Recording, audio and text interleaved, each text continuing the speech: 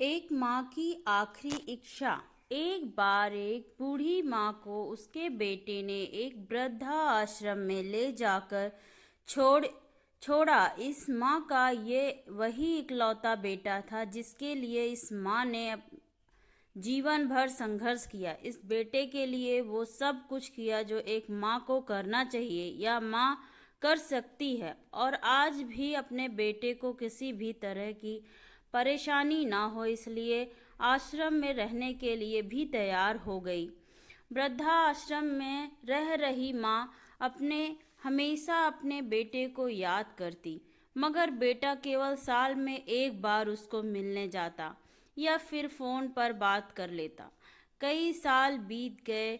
वृद्धा आश्रम से बेटे को एक दिन फोन आया। उन्होंने कहा कि बेटा जल्दी से आश्रम आके अपनी माँ से मिल लो, वो बहुत सीरियस हैं। बेटा जब अपनी बीमार माँ के पास पहुंचा तब वह अपनी आखिरी सांसें गिन रही थी।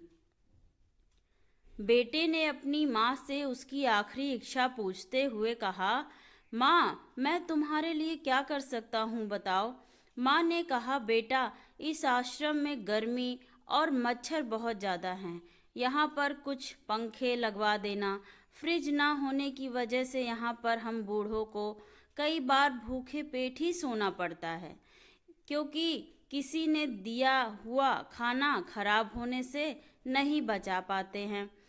तो इस आश्रम के लिए एक दो फ्रिज भी खरीद कर दे देना। बेटे ने अपनी माँ की सारी बात सुनी और अपनी माँ से पूछा, आपने इतने साल यहाँ पर निकाल दिए, पर आपने कभी भी यहाँ यह बातें मुझसे नहीं बताई, नहीं कही, और अब जब आपके पास टाइम नहीं बचा है तब आप यह सब कह रही हैं कि ऐसा क्यों।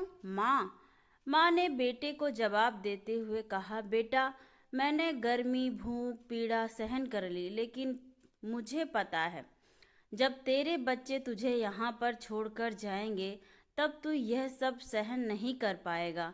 इसलिए तेरी सुविधा के लिए मैं तुझे यह सब लगाने के लिए कह रही हूँ। दोस्तों, माँ की ये आखिरी लाइनें किसी भी बेटे या बेटी की आंखें खोलने के लिए सक्षम है।